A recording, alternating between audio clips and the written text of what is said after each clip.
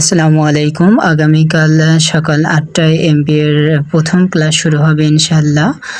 আজকে সন্ধ্যা ৬টা ২৫-এর গাড়ির টিকিট সংগ্রহ করে গাড়িতে উঠলাম। কিছুক্ষণ পর গাড়ি ছেড়ে দিল। গাড়ি ছাড়ার কিছুক্ষণের মধ্যেই গাড়ি তেলের পাম্পে চলে আসলো। তেলের পাম্প থেকে প্রয়োজনীয় তেল নিল।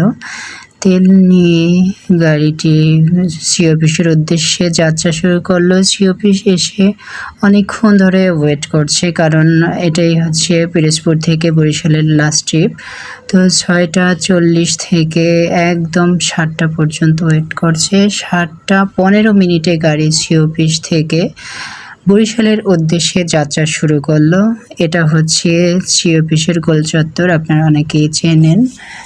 সি অফিস থেকে গাড়ি ছাড়ার কিছুক্ষণ পর গাড়ি যখন বেকুটিয়া সেতু আসলো, বেকুটিয়া সেতু সম্পর্কে আপনাদের ধারণা আছে, যেহেতু বেকুটিয়া সেতু বরিশাল থেকে পিরোজপুর যাত্রার গুরুত্বপূর্ণ একটি সেতু, যেখানে আগে ফেরিতে অনেকক্ষণ ধরে ওয়েট করতে হতো।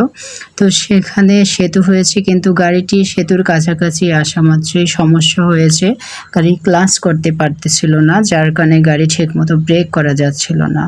তো সবাই বিপদে পড়ছি, কিন্তু করার কিছু নাই। আল্লাহর রহমতে সবাই নিরাপদে নিজ নিজ গন্তব্যে পৌঁছাতে পেরেছি, এজন্য শুকরিয়া আদায় করি আলহামদুলিল্লাহ। তো যাদেরই নামতে উঠতে হয়েছে, গাড়ি রানিং অবস্থায় নামতে উঠতে হয়েছে, কিছু করার নেই, এভাবেই হচ্ছে আমাদের পৌঁছাতে হয়েছে। জালকাঠি কলেজ মোড়ের কাছাকাছি যে যাত্রীরা নামার কথা ছিল, তাদের সবাইকে কলেজ মোড়ের স্টেশনেই নামিয়ে দিয়েছে, কারণ গাড়ির সমস্যা। তো এভাবেই বরিশাল রূপতলি এসে পৌঁছলাম। রূপতলি আসার পর তাড়াতাড়ি আমি ভার্সিটির বাস স্টপেজে চলে আসছি। ভার্সিটি বাসের বেহাল অবস্থা, শিক্ষার্থী অনেক, কিন্তু বাস মাত্র একটা। কিছু করার নেই, অনেক শিক্ষার্থী দাঁড়িয়ে আছে। আমি সিএনজিতে করে ক্যাম্পাসে চলে আসছি। কিছুদিন আগেও আমাদের ভার্সিটি এক শিক্ষার্থী এই ব্রিজের উপরে অ্যাক্সিডেন্টের কারণে মারা গিয়েছে। তো প্রশাসনের হুঁশ কখন ফিরবে আল্লাহই ভালো জানে। এই ক্যাম্পাসে চলে আসলাম। তো ক্যাম্পাসে এসে ভার্সিটির সামনের এক হোটেল থেকে খাবার খেয়ে হলে চলে আসছি, কারণ এরপর হলে আর খাবার পাওয়া যাবে না।